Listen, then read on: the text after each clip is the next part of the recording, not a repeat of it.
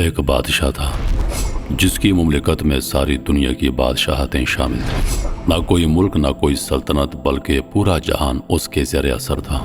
اس کی طاقت اور اثر اتنے وسیع تھے کہ اس کے دل میں جو خواہش ابھرتی وہ فوراً حقیقت بن جاتی۔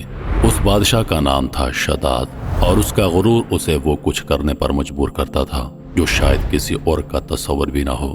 ایک دن اس نے عجیب خواب دیکھا۔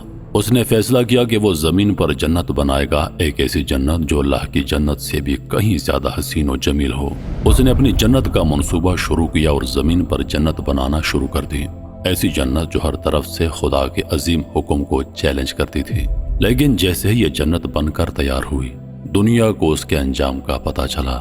آج کی ویڈیو میں ہم AI کی مدد سے شداد کی جنت کے منظر کو دوبارہ دیکھیں گے، ایک جنت جو تاریخ میں ایک عبرت بن گئی۔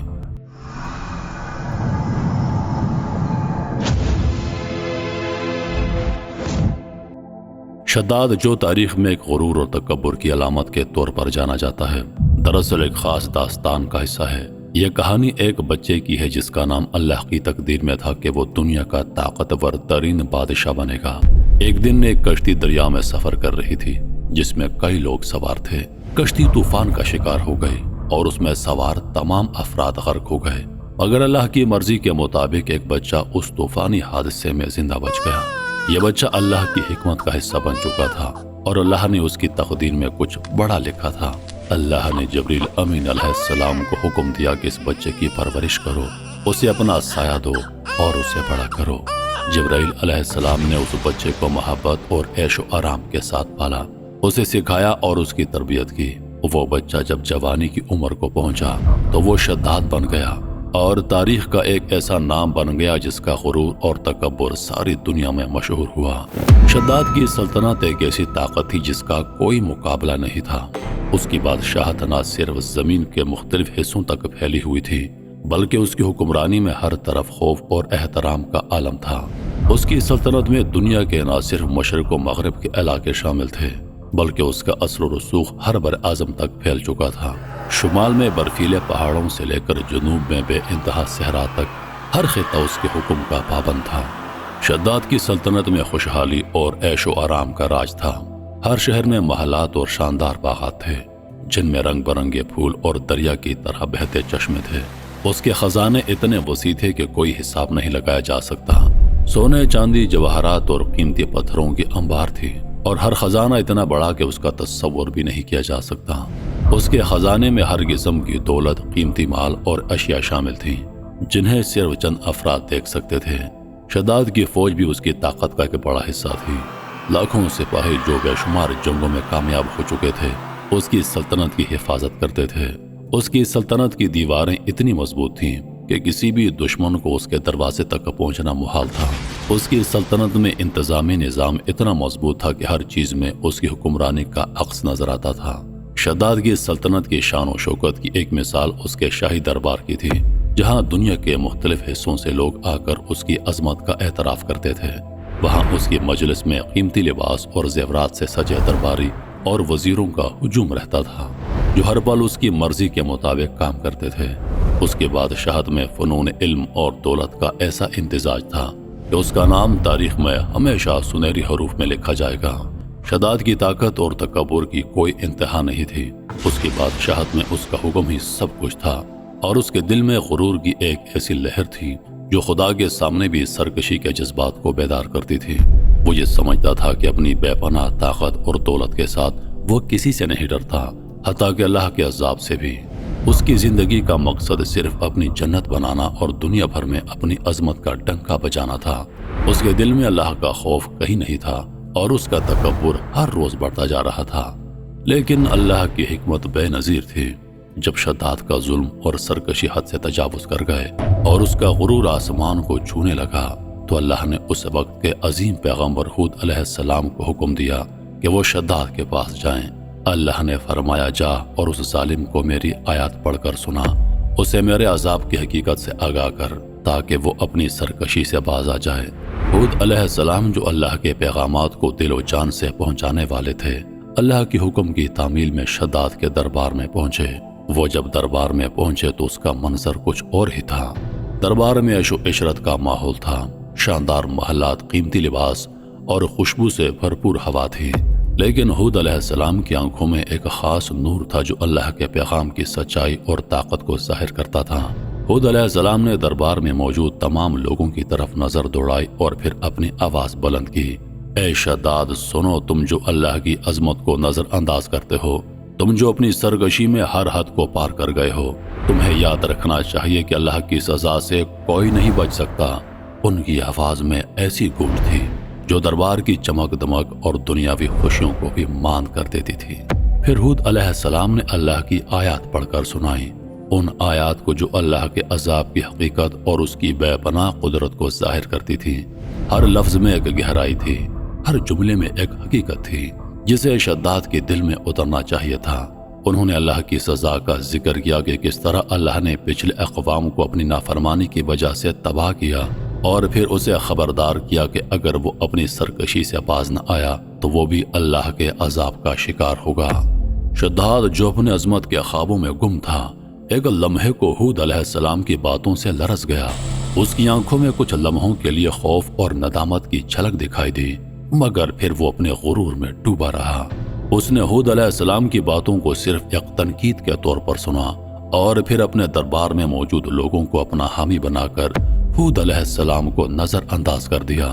شداد نے ہود علیہ السلام کی باتوں کو ایک لمحے کے لیے غور سے سنا، پھر اپنے تکبر سے بھرپور آواز میں کہا، تمہارا اللہ مجھ سے کیا چاہتا ہے؟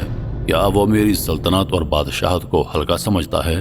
ہود علیہ السلام نے آرام سے جواب دیا، اللہ تم سے صرف یہ چاہتا ہے کہ تم اس کی نافرمانی نہ کرو، ظلم چھوڑ دو اور اللہ کی عبادت کرو، اپنے آپ کو خدا نہ سمجھو کیونکہ صرف وہی حقیقی خدا ہے۔ شداد نے یہ سن کر ایک ہنسی کے ساتھ کہا، اچھا اگر میں یہ سب کر لوں تو پھر اللہ مجھے کیا دے گا؟ اس کے چہرے پر ایک چمک تھی جیسے کہ وہ ایک چیلنج قبول کرنے کے لیے تیار ہو، مگر اس کے اندر ایک تجسس بھی تھا جو اس کی عظمت کی خواہش کو چھپانے میں ناکام تھا۔ ہود علیہ السلام نے ایک گہرے اور پرسکون انداز میں کہا، اگر تم اللہ کی رضا کے مطابق اپنی زندگی گزارو گے تو اللہ تمہیں ایسی نعمت دے گا جس کا کوئی مقابلہ نہیں، وہ تمہیں جنت میں داخل کرے گا، ایک ایسی جنت جہاں نہ کوئی تکلیف ہوگی نہ کوئی غم، جہاں تمہیں ابدی خواہش ملے گی۔ شداد کے چہرے پر چند لمحوں کے لیے خاموشی چھا گئی، اس کی آنکھوں میں حیرت اور تجسس کی جھلک تھی، گویا اس کی زندگی کی سب سے بڑی خواہش کا جواب اس لمحے میں مل گیا ہو۔ وہ ہود علیہ السلام کی باتوں کو بہت دھیان سے سن رہا تھا اور اس نے جلد ہی سوال کیا، یہ جنت کیا ہوتی ہے؟ ہود علیہ السلام نے مسکراتے ہوئے کہا، جنت وہ مقام ہے جہاں تمہیں سب کچھ مکمل طور پر ملے گا جس کا تم نے کبھی خواب نہیں دیکھا۔ وہاں نہ کوئی درد ہوگا، نہ کوئی بیماری، نہ موت کا خوف۔ تمہارے لیے وہاں کے درخت ایسے ہوں گے جن کے نیچے ہمیشہ سایہ رہے گا اور ان کے پھل کبھی ختم نہیں ہوں گے۔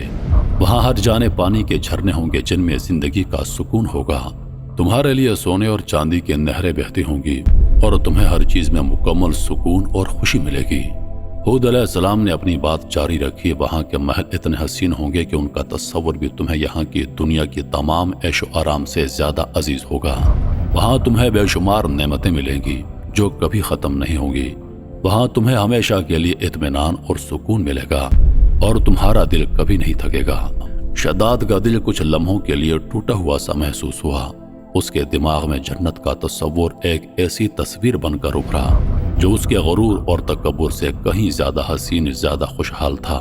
اس کا تجسس مزید بڑھا اور وہ ہود علیہ السلام کی باتوں میں گم ہو گیا۔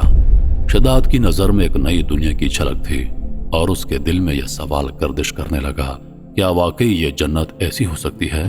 شداد نے ہود علیہ السلام کی باتوں کو غور سے سنا اور جنت کی تعریفیں سنتے ہی اس کے دل میں ایک عجیب سی لہر اٹھی۔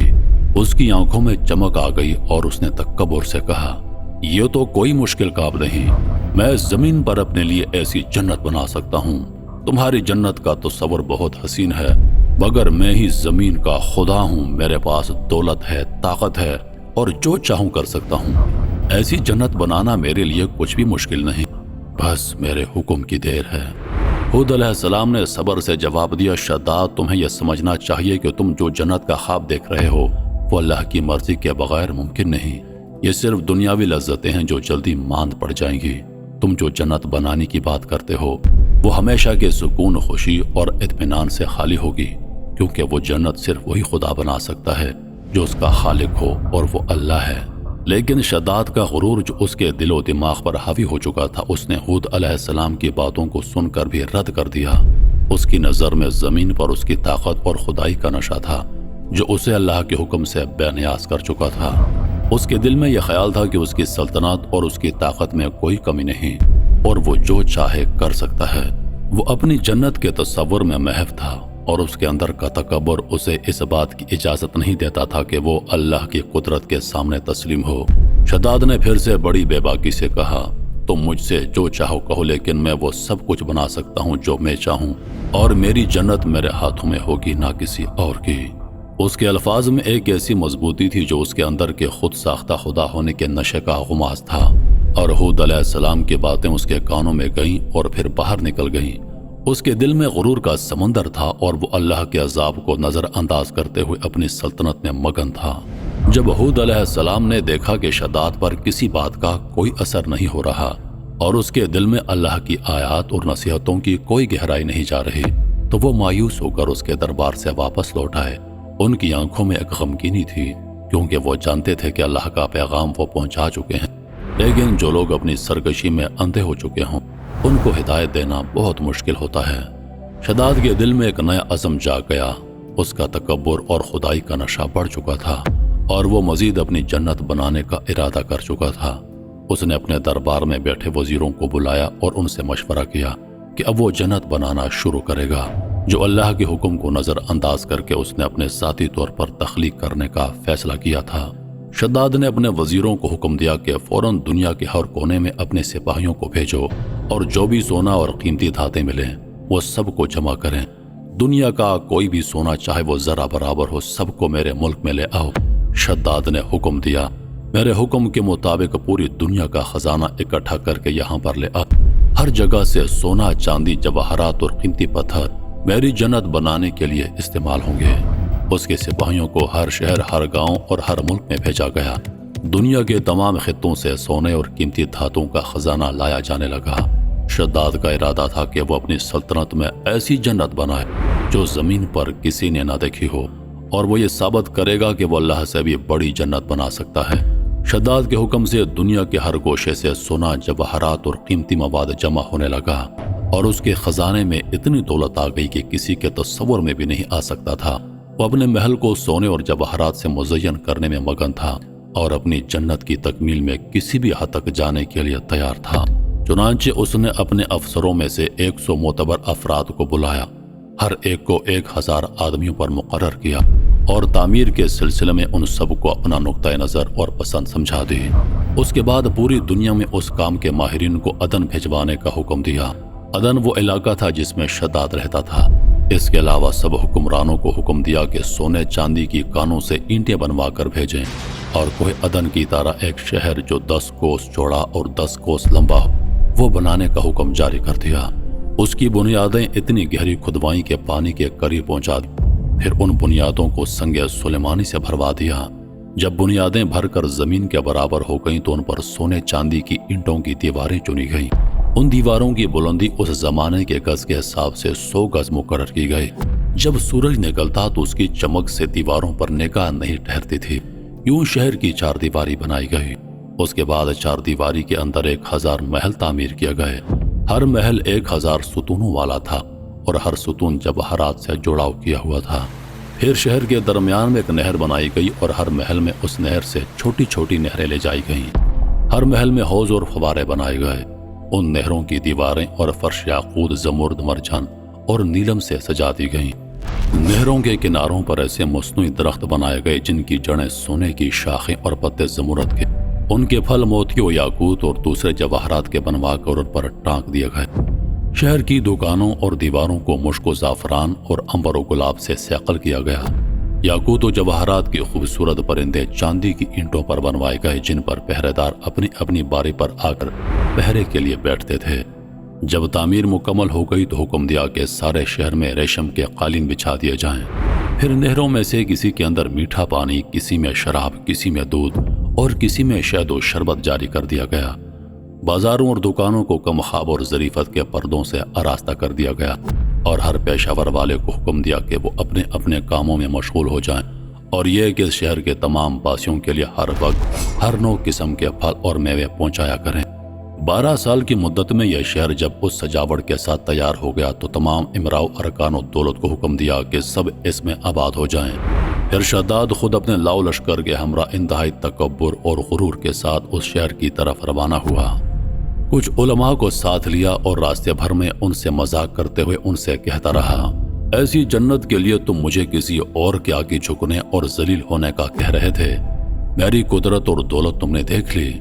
جب قریب پہنچا تو تمام شہر والے اس کے استقبال کے لیے شہر کے دروازے کے باہر آ گئے اور اس پر زر و جواہر نچھاور کرنے لگے۔ ایسی ناز و ادا سے چلتے ہوئے جب شہر کے دروازے پر پہنچا تو روایت ہے کہ ابھی اس نے گھوڑے کی رکاب سے ایک پاؤں نکال کر دروازے کی چوکھٹ پر رکھا ہی تھا کہ اس نے وہاں پہلے سے ایک اجنبی شخص کو کھڑے ہوئے دیکھا۔ اس نے پوچھا، تو کون ہے؟ اس نے جواب دیا، میں ملک الموت ہوں۔ پوچھا، کیوں آئے ہو؟ اس نے کہا، تیری جان لینے۔ شداد نے کہا، مجھ کو اتنی مہلت دے کہ میں اپنی بنائی ہوئی جنت کو دیکھ لوں۔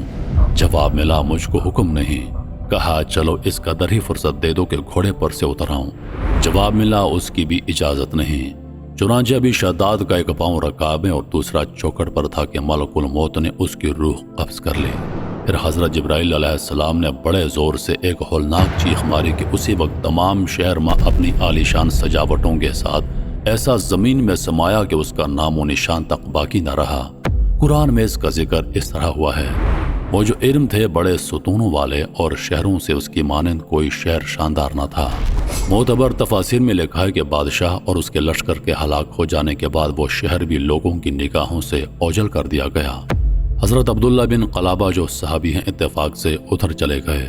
اچانک آپ کا اونٹ بھاگ گیا۔ آپ اس کو تلاش کرتے کرتے اس شہر کے پاس پہنچ گئے۔ جب اس کے میناروں اور دیواروں پر نظر پڑی تو آپ بے ہوش ہو کر گر پڑے۔ جب ہوش آیا تو سوچنے لگے کہ شہر کی صورتحال تو ویسی نظر آتی ہے جیسی نبی کریم صلی اللہ علیہ وآلہ وسلم نے ہم سے شداد کی جنت کے بارے میں بیان فرمائی تھی۔ یہ میں خواب دیکھ رہا ہوں یا اس کا کسی حقیقت سے بھی کوئی تعلق ہے؟ اسی کیفیت میں اٹھ کر وہ شہر کے اندر گئے۔ اس کے اندر نہریں اور درخت بھی جنت کی طرح کے تھے، لیکن وہاں کوئی انسان نہیں تھا۔ آپ نے وہاں پڑے ہوئے کوئی جواہرات اٹھائے اور واپس چل دیے۔ وہاں سے وہ سیدھے اس وقت کے دارالخلافہ دمشق میں پہنچے۔ حضرت امیر معاویہ رضی اللہ عنہ وہاں موجود تھے۔ وہاں جو کچھ ماجرا ان کے ساتھ پیش آیا تھا انہوں نے بیان کر دیا۔ حضرت امیر معاویہ نے ان سے پوچھا، وہ شہر آپ نے حالت بیداری میں دیکھا کہ حالت خواب میں؟ حضرت عبداللہ رضی اللہ عنہ نے بتایا کہ بالکل بیداری میں دیکھا۔ پھر اس کی ساری نشانیاں بتائیں کہ وہ عدن کے پہاڑ کی فلاں جانب اتنے فاصلے پر ہے، ایک طرف فلاں درخت اور دوسری طرف ایسا کنواں ہے، اور یہ جواہرات و یاقوت نشانی کے طور پر میں وہاں سے ساتھ لایا ہوں۔ حضرت امیر معاویہ رضی اللہ عنہ نے یہ ماجرا سننے کے بعد نہایت حیران ہوئے۔ پھر اہل علم حضرات سے اس کے بارے میں معلومات حاصل کی گئیں کہ کیا واقعی دنیا میں ایسا شہر بھی کبھی بسایا گیا تھا جس کی اینٹیں سونے چاندی کی ہوں۔ علماء نے بتایا کہ ہاں، قرآن میں بھی اس کا ذکر آیا ہے۔ اس کی آیات میں علم ذات العماد یہی شہر ہے، مگر اللہ تعالیٰ نے اس کو لوگوں کی نگاہوں سے چھپا دیا ہے۔ علماء نے بتایا کہ حضرت نے یہ بھی فرمایا کہ میری امت میں سے ایک آدمی اس میں جائے گا اور وہ چھوٹے قد سرخ رنگ کا ہوگا، اس کے ابرو اور گردن پر 2 تل ہوں گے۔ وہ اپنے اونٹ کو ڈھونڈتا ہوا اس شہر میں پہنچے گا اور وہاں کے عجائبات دیکھے گا۔ جب حضرت امیر معاویہ نے یہ ساری نشانیاں حضرت عبداللہ بن قلابہ میں دیکھیں تو فرمایا، واللہ یہ وہی شخص ہے۔ انگریزی میں یہ شہر یا کھنڈرات انٹلانٹس آف دا سینڈز کے نام سے مشہور ہے۔ عرصہ دراز تک یہ شہر اور اس کے کھنڈرات اپنے خزانے کی کہانیوں کی وجہ سے مشہور رہا ہے۔ ہر دور میں مہم جو اس کی تلاش میں رہے، مگر یہ شہر آج تک دریافت نہ ہو سکا کیونکہ اللہ پاک نے اسے انسانوں کی آنکھوں سے اوجھل کر دیا ہے۔ محترم ناظرین، میں امید کرتا ہوں کہ ویڈیو آپ دوستوں کو پسند آئی ہوگی۔ سانسوں نے وفا کی تو اگلی بار ایک اور ویڈیو لے کر آپ کی خدمت میں حاضر ہوں گا۔ تب تک کے لیے خدا حافظ۔ اللہ پاک آپ سب کا حافظ و نگہبان۔